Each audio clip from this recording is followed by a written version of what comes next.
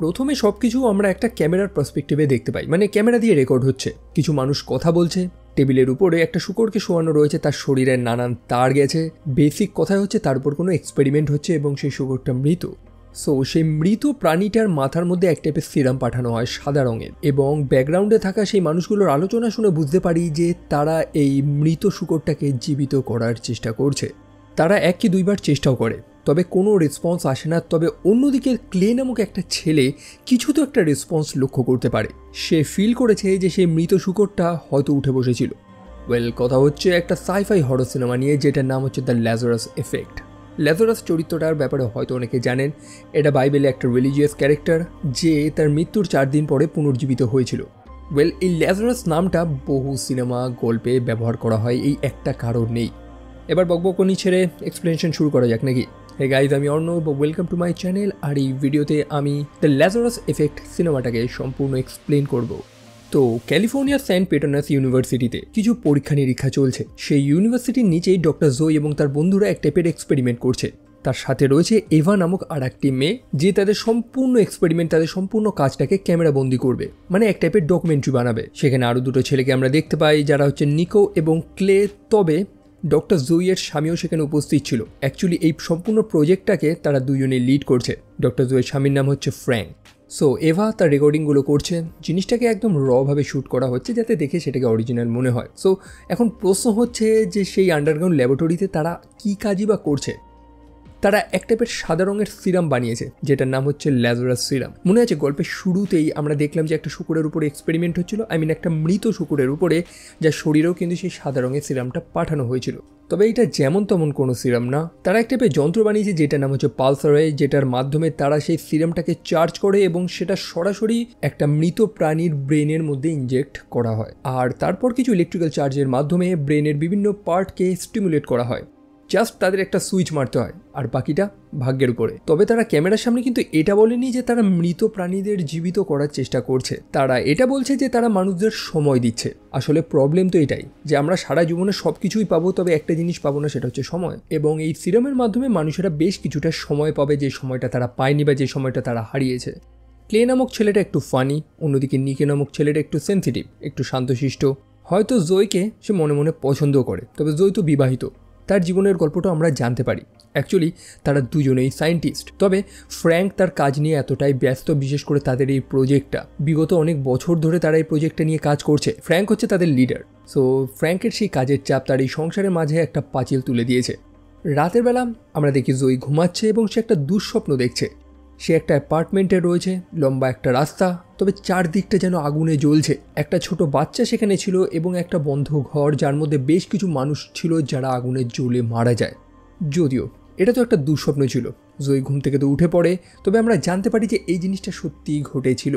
এটা জয়ের ছোটবেলায় ঘটেছিল। ছোটবেলার তার সেই স্মৃতিটা বর্তমানে তার একটা দুঃস্বপ্নের আকার নিয়েছে। যাই হোক, পরের দিন সেই ল্যাবরেটরিতে আবার সবাই একত্রিত হয়েছে। তারা প্রত্যেকেই সেই সিরামটা নিয়ে চিন্তিত যে তারা এখনো পর্যন্ত সাকসেস পায়নি, সফল হয়নি যে কাজটা তারা করতে চাইছে। তাদের সূত্রে কোনো না কোনো তো ভুল হয়েছে। তবে সেই ক্লে নামক ছেলেটা সারাদিন সেখানে একটা সিগারেট নিয়ে স্মোক করতে থাকে, যে কে জানতো যে সেই ছেলেটাই তাদের সেই কঠিন সমস্যাটার সমাধান করে দেবে। এখন সমাধান কতটা হয়েছে সেটা জানতে হলে তো তাদের আগে সেই এক্সপেরিমেন্টটা করতে হবে। অবশ্যই তাদের কিছু মৃত সাবজেক্ট প্রয়োজন, মৃত প্রাণী। তাদের কাছে একটা মৃত কুকুর রয়েছে যেটার নাম হচ্ছে রকি। কুকুরটা 2টো চোখেই একটা রোগ ছিল, যেটাকে ক্যাটারাক্টস বলা হয়। ইউজুয়ালি কুকুর বিড়ালদের এটা হয়ে থাকে, যার কারণে তারা অন্ধ হয়ে যায়। সো সেই মৃত কুকুরটার উপরে এবার এক্সপেরিমেন্টটা করা হবে। দেখা যাক কতটা সাফল্য পায় তারা। তবে রেজাল্ট পাওয়া কি এতটাই সহজ? তারা বারবার প্রচেষ্টা করে যাচ্ছে। সেই পালসারেটাকে তারা 11 কিলোভোল্ট করে দেয়, তবে তারপরেও কোনো রেসপন্স নেই। কিন্তু এভা নামক সেই মেয়েটা সে লক্ষ্য করতে পারে যে কুকুরটা হালকা নড়েছে, তার কানটা নড়েছে। যদিও এটা কারোর চোখে পড়েনি। সেখানে উপস্থিত বাকি মানুষগুলো ব্যর্থ হতে হতে এতটাই অভ্যস্ত হয়ে গেছে যে তারা ভেবেছে যে এবারও তারা ফেলডই হয়েছে। তবে না, এবার আর তারা ব্যর্থ হয়নি। তাদের এক্সপেরিমেন্ট সফল হয়েছে, কুকুরটা পুনর্জীবিত হয়ে গেছে। তবে জাস্ট পুনর্জীবিত না, বহু মিরাকেল দেখা গিয়েছে। কুকুরটা তার 2টো চোখেই অন্ধ ছিল। ফাইনাল স্টেজের ক্যাটারাক্ট ছিল তার চোখে, যেটা চলে গিয়েছে। তার চোখ একদম নর্মাল এখন। এটা একটা সায়েন্টিফিক ব্রেক থ্রু যে তারা জাস্ট একটা মৃত প্রাণীকে জীবিত করেনি, বরং অন্ধত্বকেও দূর করার ক্ষমতা তাদের কাছে চলে এসেছে। সো এখন সেলিব্রেশন করার পালা। তাদের এত বছরের প্রচেষ্টা ফাইনালি সাকসেস পেয়েছে। তবে সেই কুকুরটা তার বিহেভিয়ারে কিছুটা চেঞ্জ দেখা দিয়েছে। কুকুরটাকে দেখে খুব কনফিউজড মনে হচ্ছিল, সে বুঝতে পারছে না সে কি করবে, খাবার দাবারও খাচ্ছে না সে। ফ্র্যাঙ্ক মনে করে যে তার নিউরাল পাথওয়েজগুলো আগের মতন হতে একটু সময় লাগবে, মানে তাকে নর্মাল হতে একটু সময় লাগবে। যাই হোক, সেই কুকুরটা কি ভাবছে বা তার মাথায় কি চলছে সেটা তো সেই কুকুরটাই জানে। ইভেন রাতের বেলায় যখন জোয়ে ঘুমাচ্ছিল তখন সেই কুকুরটা তার খাটের উপরে দাঁড়িয়ে একভাবে তার দিকে তাকিয়েছিল। মোটমাট তার বিহেভিয়ারে তো একটা হিউজ চেঞ্জ এসেছে। পরের দিন ফ্র্যাঙ্ক, জো এবং এভা নামক সেই মেয়েটা তারা সেখানে একটা ডিসকাশনে বসেছে। ফ্র্যাঙ্ক এবং জো তাদের মধ্যে তর্ক লেগেছে আফটার লাইফ নিয়ে। অবশ্যই তারা যে কাজটা করেছে এই ক্ষমতাটা মানুষদের নেই, একটা মৃত প্রাণী পুনরায় জীবিত হয়েছে। সো সে তো বুঝলাম, কিন্তু তার শরীরের আত্মা, তার সেই সোল বা স্পিরিট, সেই এনার্জি, সেটা কোথায়?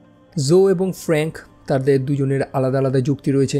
একজন একটু ধার্মিক, আরেকজন একটু সায়েন্সে বিশ্বাসী। এরকম কথাও আছে যে মৃত্যুর সময় আমরা যেমন সবকিছু সাদা দেখি, সবকিছু আমাদের চোখের সামনে সাদা হয়ে যায়। ফ্র্যাঙ্কের কাছে এটার একটা যুক্তি রয়েছে যে মৃত্যুর সময় পাইনিয়াল গ্ল্যান্ড প্রচুর পরিমাণে ডিএমটি রিলিজ করে আমাদের শরীরে, যেটার কারণে আমরা একটা ব্রাইট সাদা লাইট চোখের সামনে দেখতে পাই। হয়তো ঈশ্বর এটা, ফ্র্যাঙ্ক এটা বিশ্বাস করে, তবে জো আবার তার কথার সাথে ডিনাই করছে। তার মতে আত্মা, সোল বা স্পিরিট এগুলো এক টাইপের এনার্জি, যেটা কখনো ধ্বংস হয় না, তৈরিও হয় না। যেমনটা আমরা বিজ্ঞান বইতেই পড়েছি, একটা এনার্জি যার শেষ নেই, বরং সে এক জায়গা থেকে আরেক জায়গায় ট্রান্সফার হয়।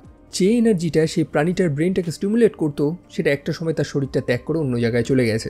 সো বেসিক্যালি এটা একটা ডিবেটেবল টপিক, কারণ আমরা কেউ জানি না মৃত্যুর পরে কি হয়। যাই হোক, সেই কুকুরটার বিহেভিয়ারে তো একটু চেঞ্জ এসছে, খুব স্ট্রেঞ্জ বিহেভ করছে সে। তার ব্রেনটাকে স্ক্যান করা হয় এবং সেখানে কিছু অদ্ভুত রেজাল্ট দেখা যায়। ক্লে সেই রেজাল্টগুলো দেখে মনে করতে থাকে যে কুকুরটাকে তাদের সাথে রাখা উচিত না। তার মধ্যে প্রচুর পরিমাণে অ্যাগ্রেশন, রাগ দেখা যেতে পারে। যদিও আপাতত কুকুরটার মধ্যে এরকম কোনো কিছুই তো দেখা যায়নি, তবে পরেরই মুহূর্তে যখন প্রত্যেকে ব্রেকে ছিল এবং ক্লে সেখানে উপস্থিত ছিল, সে বেচারা নিজের চরকায় তেল দিচ্ছে, নিজের কাজ করে বেড়াচ্ছে। তবে সেই কুকুরটা যাকে সেই খাঁচার মধ্যে আটকে রাখা হয়েছিল, সে সামহাও সেই খাঁচা থেকে বাইরে বেরিয়ে গিয়েছে। তাকে দেখেও একটু রাগী মনে হচ্ছে। তবে কুকুরটা সেটা করলো কি করে? নিজে থেকে সেই খাঁচা থেকে বেরোলো কি করে?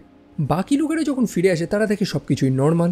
ক্লের কথা অনেকেই বিশ্বাস করছে না, অনেকে তো মনে করছে যে ক্লে হয়তো নেশাবান করছিল একা একা। তবে তাদের কাছে প্রমাণ আছে যে হ্যাঁ, কুকুরটা সেই খাঁচা থেকে তো বাইরে বেরিয়েছিল। তারা কুকুরটার উপরে পরীক্ষা নিরীক্ষা করছে, বিভিন্ন ফেসে তার উপরে পরীক্ষা করা হয়েছে যে সে কতটা কনফিউজড, সে ঠিক মতন খাওয়া দাওয়া করছে না এবং তার ব্রেন খুব দ্রুত গতিতে নিউরাল পাথওয়েজ তৈরি করছে। মোটমাট কথা, কুকুরটার আচার আচরণ মানুষদের বোঝাপড়ার একেবারে বাইরে চলে যাচ্ছে। তবে পরের দিনই একটা দুঃসংবাদ আসে। সেই ইউনিভার্সিটির যে ডিন ছিল, প্রেসিডেন্ট ডেলি, সে ফ্র্যাঙ্ককে ডেকে পাঠায় এবং তাকে জানায় যে তাদের এই প্রজেক্টটাকে বন্ধ করতে হবে। অ্যাকচুয়ালি তারা বেসমেন্টে কী কাজ করছে এটা তারা জেনে গিয়েছে এবং এটা তারা অ্যালাউ করতে পারবে না।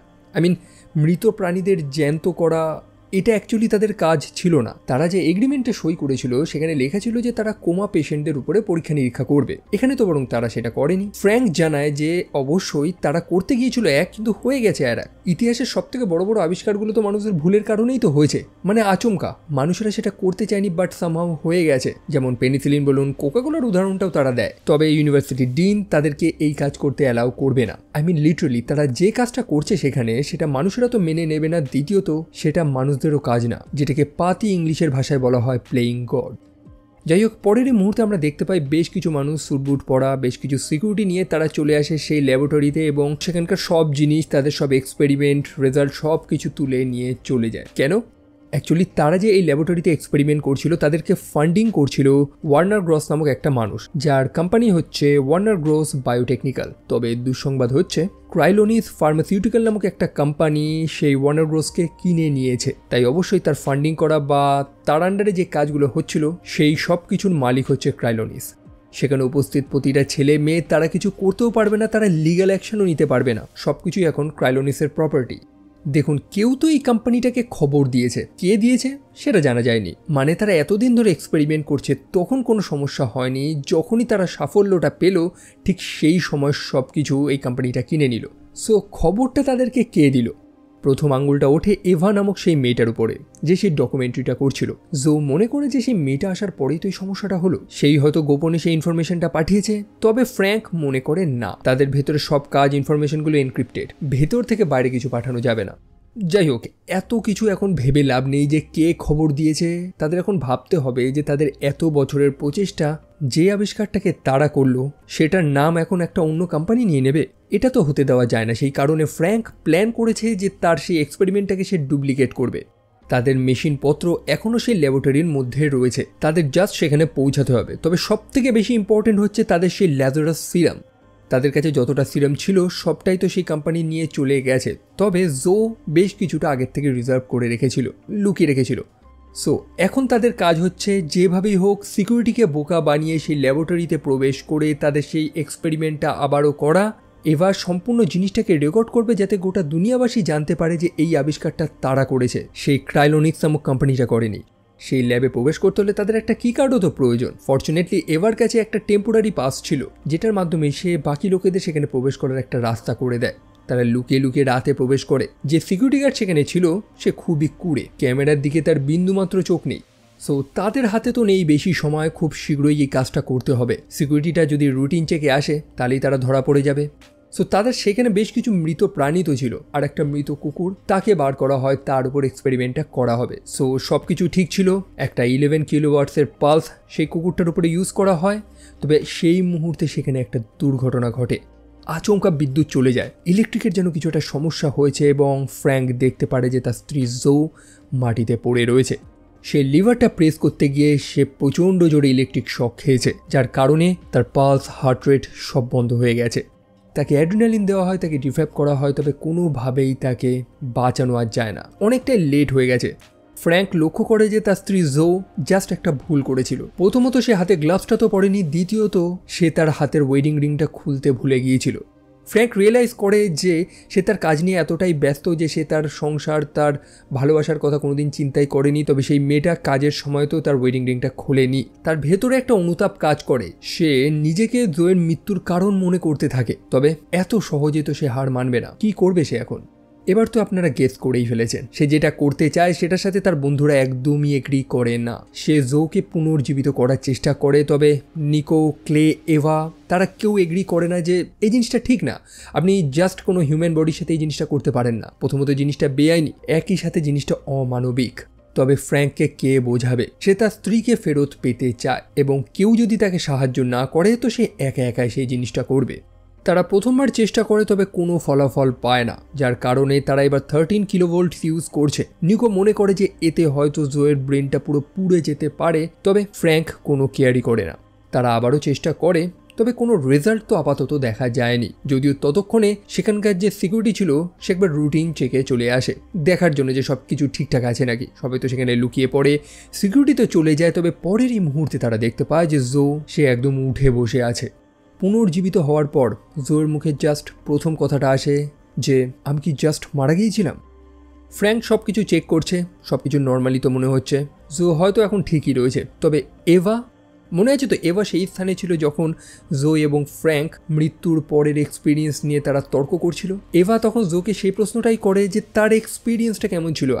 সে তো অবভিয়াসলি মারা গিয়েছিল, সে কি কোনো লাইট দেখেছিল, উজ্জ্বল সাদা আলো? জো তো কোনো উত্তর দেয়নি। ফ্র্যাঙ্কও মনে করে যে এটা প্রপার টাইম নেই এই টাইপের প্রশ্ন করার। তারপর জোয়ের এমআরআই টেস্ট হয়। অদ্ভুত ব্যাপার হচ্ছে, তার সম্পূর্ণ শরীরটা হিল হয়ে গেছে। সে যেরকম ভয়ানক একটা ইলেকট্রিক শক খেয়েছে, তার শরীর যতটা ড্যামেজ হয়েছিল তার কোনো চিহ্নই নেই। দ্বিতীয়ত তার ব্রেনে নিউরাল অ্যাক্টিভিটি ভয়ানকভাবে বেড়ে গিয়েছে, যেটা একেবারে নর্মাল না। ফ্র্যাঙ্ক মনে করছে যে সেই সিরামটা, যেটার নাম ছিল ল্যাজারাস সিরাম, সেটা নাকি বেশ কিছুটা সময় ধরে শরীরের মধ্যে থেকে যায়, তার এফেক্ট, তার প্রভাবটা থাকে। হয়তো ওই কারণেই সেরকম একটা রেজাল্ট এখানে আমরা দেখছি। অন্যদিকে এভা, সে তো কিছু বুঝতেই পারছে না যে এই মানুষগুলো কি আলোচনা করছে। নিকো তাকে সেই ব্যাপারগুলো এক্সপ্লেন করে, লাইক মানুষেরা তার গোটা ব্রেনটাই ইউজ করে, বাট অ্যাট এ টাইম 10%ই ইউজ করতে পারে। বাট জোয়ের নিউরাল অ্যাক্টিভিটি এক ভয়ানক লেভেলে গিয়ে পৌঁছেছে, যেখানে তার ব্রেনের ছোট একটা পোর্শন উজ্জ্বল থাকার কথা, সেখানে তার গোটা ব্রেনটাই জ্বলজ্বল করছে। সো আসল প্রবলেম তো এবার শুরু হয়। ফ্র্যাঙ্ক জানে যে জোই একেবারে নর্মাল না, কিছু তো একটা তার মধ্যে সমস্যা হয়েছে। সে জোকে নর্মাল ফিল করানোর চেষ্টা করছে, তবে জো ফ্র্যাঙ্কের মনের কথাগুলো শুনতে পাচ্ছে। ইভেন সে যে কথাটা বলবে সেটাও সে জানে, যেন তার ব্রেনটা জাস্ট একটা দিকে ফোকাসড না। একই সাথে তার মধ্যে আমরা কিছু পাওয়ার দেখতে পারি, যেটাকে বেসিক্যালি আমরা টেলিকিনেসিস বলতে পারি। এই যেমন জো দূরে দেখতে পায় যে একটা পেন রাখা, যেটা আচমকা নড়ে বসলো। কিভাবে পেনটা নড়লো সে নিজেও বুঝতে পারছে না। শুধু ফ্র্যাঙ্ক না, দূরে ছিল সেই এভা নামক সেই মেয়েটা, যে চিন্তা করছে যে এই স্থানে তার থাকার উচিতই ছিল না। সে ফেসে গিয়েছে এখানে। অন্যদিকে নিকো বলছে যে জোই নাকি আর জোয়ের মতো নেই, সে সম্পূর্ণ চেঞ্জ হয়েছে এবং তাকে পুনর্জীবিত করাটা উচিত হয়নি তাদের। ক্লে এবং ফ্র্যাঙ্ক একই কথা বলছে যে জোয়ের মধ্যে কোনো একটা সমস্যা হয়েছে। তারা প্রত্যেকে যে কথাগুলো বলছে, তাদের মনে যে কথাগুলো রয়েছে সবকিছু দূর থেকে সে শুনতে পাচ্ছে।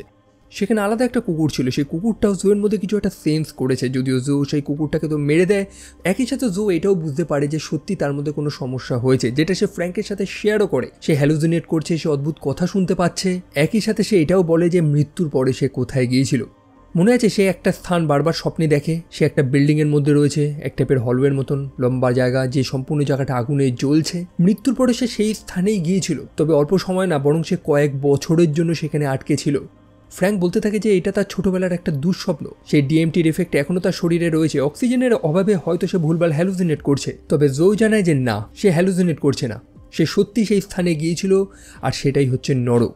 মৃত্যুর পরে সে সরাসরি নরকে গিয়ে পৌঁছেছে, সেই স্থান যে স্থানটা সে সব থেকে বেশি ভয় পায়, যেটার দুঃস্বপ্ন সে রেগুলার দেখে। এবং সব থেকে ভয়ঙ্কর ব্যাপার হচ্ছে যে যখন সে তার দুঃস্বপ্নটা বারবার দেখে চলেছে, কয়েক বছর ধরে দেখে চলেছে, সেটা একেবারে লুপে চলছে, যেন সে সেখানে আটকা পড়ে রয়েছে। এটাই হচ্ছে তার কাছে নরকের ডেফিনেশন। অন্যদিকে জো যখন শুয়েছিল, অ্যাকচুয়ালি সে ঘুমাচ্ছিল, এভা তার পাশে আসে, তাকে একটু দেখার চেষ্টা করে যে অ্যাকচুয়ালি তার কি হয়েছে। মানে এভা নামক সেই মেয়েটা, সে তো কিছু বুঝতেই পারছে না যে এখানে কি হচ্ছে। তবে জোয়ের পাশে আসার পরেই সে সেই জিনিসটা দেখতে পায় যেটা জোই এতদিন ধরে তার দুঃস্বপ্নে দেখে এসছে, সেই ফ্ল্যাট, সেই বিল্ডিং, যেন সেটা আগুনে জ্বলছে।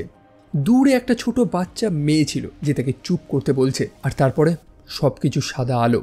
এবার যখন হুঁশ আসে, সে প্রচণ্ড ভয় পেয়ে যায়। সে কাউকে এক্সপ্লেন করতে পারছে না যে সে কোন জিনিসটা এক্সপিরিয়েন্স করেছে। আই মিন, 1 মিনিট আগে যে মেয়েটা ল্যাবরেটরিতে ছিল, সেখান থেকে সেই অদ্ভুত স্থানে গিয়ে পৌঁছালোই বা কি করে? সে জাস্ট পৌঁছায়নি, বরং তার হাতে পোড়া দাগও রয়েছে, যেন স্বপ্নের মাধ্যমেই সে সেই আর একটা স্থানে গিয়ে পৌঁছেছে বা একটা আলাদা ডাইমেনশনে গিয়ে পৌঁছেছে। ফ্র্যাঙ্ক তো জোয়ের সেই দুঃস্বপ্নের ব্যাপারে জানে। সে জানে যে জোই যখন ছোট ছিল তখন তার ফ্ল্যাটে আগুন লেগে গিয়েছিল, তার যে প্রতিবেশীরা ছিল তারা ঘরের মধ্যেই জ্বলে পুড়ে মারা গিয়েছিল, কারণ সেই দরজাটা আর খোলেনি। তবে এভা সম্পূর্ণ জিনিসটা তার নিজের চোখে দেখেছে। একই সাথে সেই ছোট্ট বাচ্চা মেয়েটা, সেটাই তো ছিল সেই জো। যাই হোক, এভা তো খুবই ভয় পেয়ে গিয়েছে। একই সাথে এভার অবস্থাও সেখানে উপস্থিত বাকি মানুষগুলোর মতনই, তারা প্রত্যেকেই কনফিউজ, কারণ এখানে এসে সায়েন্সের কোনো জ্ঞান তাদের কোনো কাজে আসছে না। এভা মনে করছে যে জোই তাদেরকে যে আফটার লাইফের জ্ঞানটা দিয়েছিল সেটা হয়তো সত্যি। হয়তো মৃত্যুর পরে যে মানুষের শরীরে যে কম্পাউন্ডটা তৈরি হয়, যেটা মানুষদের শরীরের ভেতরে থাকে সেই এনার্জি বা সেই আত্মা বা সোল যেটাই হোক, সেটাকে এক স্থান থেকে আরেক স্থানে ট্রান্সফার করে, সেটা হয়তো আর হয়নি। জোয়ের যে আত্মা রয়েছে সেটা তার শরীর তো ত্যাগ করেছে, তবে সেটা আর অন্য কোথাও যেতে পারেনি। এখন এভার মাথায় তো এইসব চিন্তা ছাড়া আর আসবেও না কিছু। সে একটা সিম্পল ভিডিওগ্রাফার, এসেছিল একটা ডকুমেন্টারি করতে। ফ্র্যাঙ্ক তার কথাগুলোতে বিশ্বাস করে না, তবে ক্লে মনে করে যে হ্যাঁ, এখানে কিছু তো একটা হচ্ছে। জোই তার ব্রেন 10% অনেক বেশি আনলক করে ফেলেছে, যার ফলে তার শরীরে বেশ কিছু সাইকিক অ্যাবিলিটি চলে এসেছে, অর্থাৎ সেই কাজগুলো যেগুলো ব্রেনের দ্বারাই করা সম্ভব। একই সাথে সে আমাদের ইভলিউশনটাও মেনশন করে। এই হাজারো হাজারো বছর ধরে মানুষদের মধ্যে যে চেঞ্জেসটা এসেছে, মানুষদের ব্রেন, আমাদের মস্তিষ্ক একদম শুরুর থেকেই তো এরকম ডেভেলপ ছিল না, সময়ের সাথে সাথে আমরা অনেক আশ্চর্য করে দেখিয়েছি। সো এই জিনিসটা অনেক স্লো প্রসেস, কিন্তু জোয়ের ব্রেন সেটা জাস্ট কয়েক মিনিটে এভলভ হচ্ছে। অন্যদিকে নিকো লক্ষ্য করে যে তাদের যে এই ল্যাবরেটরিটার যে সার্ভিলিয়েন্স ছিল, যেটা খুবই সিকিউর, একেবারে এনক্রিপ্টেড ছিল, সেটা অতটাও সিকিউর না। মানে এই ল্যাবরেটরিতে কী হচ্ছিল সেটার উপরে কেউ 1 মাস ধরে নজর রাখছিল, এবং সম্ভবত সেটা ক্রাইলোনিস, অর্থাৎ যে কোম্পানি তাদের সব রিসার্চগুলোকে কিনে রেখেছে। এই ল্যাবরেটরিতে যা যা হয়েছে সব ডেটাগুলো অটোমেটিক্যালি একটা ভিন্ন জায়গায় চলে যাচ্ছিল, এবং ঠিক 20 মিনিট আগে তাদের লাস্ট আপডেট, মানে এতক্ষণে যে এখানে যা হয়েছে সেই ডেটাগুলো ট্রান্সফার হয়ে গেছে। আর এতক্ষণে তো অনেক কিছুই হয়েছে। এই তথ্যগুলো তাদের হাতে লাগলে তারা ইমিডিয়েট এখানে চলে আসবে। সেখানে যারা যারা উপস্থিত ছিল তাদের ইমিডিয়েট এই স্থান ত্যাগ করে পালাতে হবে, ফেসে গেলেই মুশকিল। তবে আসল মজা তো এবারই শুরু, কারণ তাদের সব থেকে বড় বিপদ এখন সেই ক্রাইলোনিস না, সেটা হচ্ছে জোই নামক সেই মেয়েটা, যে তার সাইকিক ক্ষমতার এক এক্সট্রিম লেভেলে গিয়ে পৌঁছেছে। নিকো লক্ষ্য করে যে জোই তার স্থানে নেই। কোথায় সে? জোই আলাদাভাবে নিকোর সাথে সাক্ষাৎ করে সেই এমআরআই রুমে। জোই সেখানে ছিল, তাকে নানানভাবে সিডিউস করার চেষ্টা করে, তার আচরণটাও ভিন্ন। নিকো বুঝতে পারে যে জোয়ের তো কিছু একটা সমস্যা হয়েছে, এবং নিকো কি বলার চেষ্টা করছে বা কি বলবে জোই সেটা আগে থেকেই জানে। জোই জাস্ট নিকোকে একটা কথাই বলে যে সে ছোটবেলায় যে ভুলটা করেছিল সেটাকে শুধরানোর সে অনেক চেষ্টা করেছে। সে এত ভালো কাজ করার পরেও সে অবশেষে নরকে গিয়েই পৌঁছালো। তবে তার একটা মিস্টেক কী ছিল, মানে সে কী ভুলটা করেছিল সেটা এখনও জানা বাকি রয়েছে। যাই হোক, জোই কমপ্লিটলি আউট অফ কন্ট্রোল হয়ে গেছে। তার মধ্যে রয়েছে সেই টেলিকিনেটিক পাওয়ার, এবং তার প্রথম শিকার হয় নিকো, যে নিকো সেই জোইকে এত ভালোবাসত। সে নিকোকে একটা আলমারির মধ্যে আটকে সে আলমারিটাকে সম্পূর্ণ ক্রাশ করে দেয়। বাকি লোকেরা তারপর নিকোকে খুঁজছে। ক্লে এইসব জিনিস থেকে একেবারে ক্লান্ত, সে এখান থেকে বেরোতে যায়, তবে ফোন সেখানে ইউজ হচ্ছে না। সে ফ্র্যাঙ্কের উপরে রাগ করেছিল, কারণ ফ্র্যাঙ্কের কথাতেই কিন্তু ক্লে এই প্রজেক্টে অংশ নিয়েছিল। বর্তমানে তাদের যা অবস্থা তার জন্য ফ্র্যাঙ্ক কিন্তু দায়ী। তবে ফ্র্যাঙ্ক তাকে রিকোয়েস্ট করে, সে চায় না যে জয়ীকে সেই কোম্পানির লোকেরা এসে তুলে নিয়ে চলে যাক, কারণ তাকে তুলে নিয়ে গেলে তারা জয়ের উপরে এক্সপেরিমেন্ট করবে, তার শরীর কাটাছেঁড়া করবে। তবে ফ্র্যাঙ্ক কিভাবে শিওর হলো যে তারা এটাই করবে? কারণ ফ্র্যাঙ্ক তাদের জায়গা থাকলে ফ্র্যাঙ্ক এটাই করতো। ফ্র্যাঙ্ক এটা অবশ্যই মুখে তো বলেনি, তবে তার মনের কথাটা জয় শুনতে পেয়ে গেছে। একই সাথে তারা এখান থেকে বেরোতেও পারছে না, কারণ এলিভেটরও কাজ করছে না, সম্পূর্ণ স্থানের বিদ্যুৎ বন্ধ হয়ে গেছে, যেটা কোনোদিনই হয়নি, কারণ জয় এখন সবকিছু কন্ট্রোল করছে। বেচারি এভা মনে মনে ভাবছে যে সে কোথায় ফেসে গেল, তার তো এখানে থাকার কথা ছিল না। জয় এটাও শুনতে পেয়ে গিয়েছে।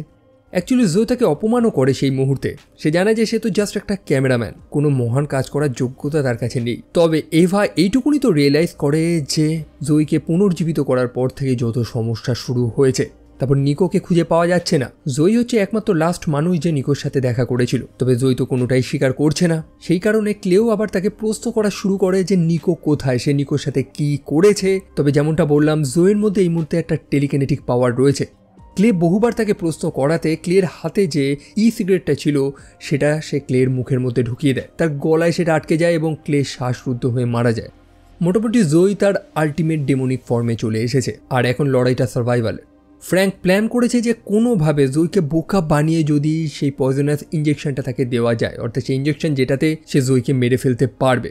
সে জয়কে খুঁজে পায়, সে জয়কে ভালোবাসার নাটক করে দেখায়। তবে বোকা এটা তো জানে না যে জয় তার মনের কথাটাও জানে। সে যে হাতে একটা ইঞ্জেকশন লুকিয়ে রেখেছে এটা জয় আগে থেকেই জানে। আর কি, জয় ফ্র্যাঙ্কের মাথাটা তার 2 হাত দিয়ে চেপে ক্রাশ করে দেয়। ফ্র্যাঙ্কের এক ভয়ানক মৃত্যু হয়। তবে অবশেষে বেঁচে আছে এভা, যে সে বিষাক্ত ইঞ্জেকশনগুলো গ্যাদার করেছে। তারও মনে আশা রয়েছে যে হয়তো সে জয়কে আটকাতে পারবে। তবে জয় সে তার নিজের মাথায় অতিরিক্ত পরিমাণে সেই ল্যাজারাস সিরামটা পুশ করে, যাতে সে তার নিজের ক্ষমতাটা আরও কয়েক গুণ বাড়াতে পারে।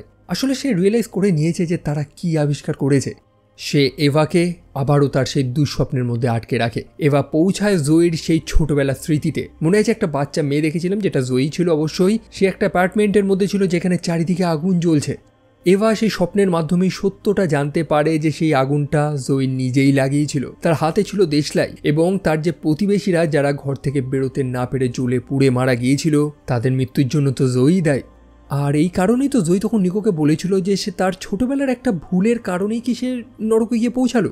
যাই হোক, বর্তমানে এভা সেই দুঃস্বপ্নের মধ্যে আটকে রয়েছে। এভার মনে বিশ্বাস, যেমনটা একটু আগেই বললাম, যে সে মনে করছে যে জয়ের যে আত্মা সেটা জয়ের সেই দুঃস্বপ্নের মধ্যেই আটকা পড়ে রয়েছে, সেটা বেরোনোর রাস্তা খুঁজছে, এমনটাই তার বিশ্বাস। এবং সে জয়কে সাহায্য করে সেই দরজাটা খুলে দিতে, যাতে তার স্পিরিটটা, তার সোলটা সেই দুঃস্বপ্ন থেকে বাইরে বেরোতে পারে। তবে স্টোরিটা কি এতটাই সুইট? ডেফিনেটলি না। এবার হুশ আসে এবং আমরা দেখতে পাই এভা জয়ীকে সেই বিষাক্ত ইঞ্জেকশনটা দিয়ে দিয়েছে সময় মতন। কিছু মানুষ সেখানে চলে আসে এভাকে রেস্কিউ করার জন্য, যেটা তার একটা সুন্দর স্বপ্ন ছিল, আর কিছুই না। জয়ী নিজে এভাকে এই স্বপ্নটা দেখিয়েছে, হ্যালুজিনেট করিয়েছে। আসলেই কিছু হয়নি জয়ীর, সে ঠিকই আছে এবং সে তার আশেপাশের মানুষদেরও তার ইচ্ছে মতন দুঃস্বপ্ন দেখাতে পারে। ওয়েল, ফাইনালি জয়ী এভাকে হত্যা করে দেয়। তবে অবশেষে আমরা দেখতে পাই যে জয়ী ফ্র্যাঙ্কের উপরে সেই এক্সপেরিমেন্টটাই করে। মৃত ফ্র্যাঙ্কের মাথায় সেই সিরামটা পুশ করে, যেটা জয়ীর শরীরে রয়েছে, এবং ফাইনালি ফ্র্যাঙ্ক জীবিত হয়ে যায়। এবং এই সিনেমাটা এখানেই শেষ হয়। ওয়েল, সে ফ্র্যাঙ্ককে কেন বাঁচালো সেটার কোনো এক্স্যাক্ট অ্যান্সার তো নেই। এটাকে আপনি আপনার নিজের মতন করে স্পেকুলেট করতে পারেন। প্রথমত, জয়ী কিন্তু ফ্র্যাঙ্ককে খুবই ভালোবাসতো, মানে ফ্র্যাঙ্ক জয়ীকে যতটা না, বরং জয়ী ফ্র্যাঙ্ককে তার থেকে বেশি ভালোবাসতো। সো হয়তো সে ফ্র্যাঙ্ককে বর্তমানে তার নিজের মতন করেই চেয়েছিল, সেই কারণেই তাকে পুনর্জীবিত করলো। সো বিভিন্ন কারণ হতে পারে, আপনি জাস্ট আপনার নিজের মতন করে স্পেকুলেট করুন। তবে সবশেষে এই সিনেমাটা দেখে আমরা একটা জিনিসই বুঝলাম যে you cannot play God. মানে কিছু জিনিস তো আছে, কিছু ক্ষমতা রয়েছে যেটা মানুষদের বোঝাপড়ার বাইরে, আর মানুষরা যদি সেই গণ্ডিটা কখনো পার করে দেয় তাহলে অবশ্যই তাদের সেটার একটা খারাপ ফলাফল ভোগ করতে হবে। সো এই ছিল স্টোরি। আমার এই স্টোরিটা ডিসেন্ট লেগেছে, ভালো লেগেছে। বিশেষ করে আমার বেসিক হরর সিনেমা বাদে সাইফাই হররটা বেশি ভালো লাগে, কারণ এখানে আপনি কিছু ইউনিক কনসেপ্টের হরর কন্টেন্ট খুঁজে পাবেন। বাই দ্য ওয়ে, আপনাদের কি ওপিনিয়ন্স সেটা কমেন্ট সেকশনে একদমই লিখতে ভুলবেন না, আমিও জানতে ইচ্ছুক। ভিডিওটা ভালো লাগলে লাইক করতে পারেন, চাইলে চ্যানেলটা সাবস্ক্রাইব করতে পারেন। তো দেখা হচ্ছে আপনাদের সাথে পরের আরেকটা ভিডিওতে। টিল দেন ভালো থাকবেন, সাবধানে থাকবেন, টেক কেয়ার অ্যান্ড বাই।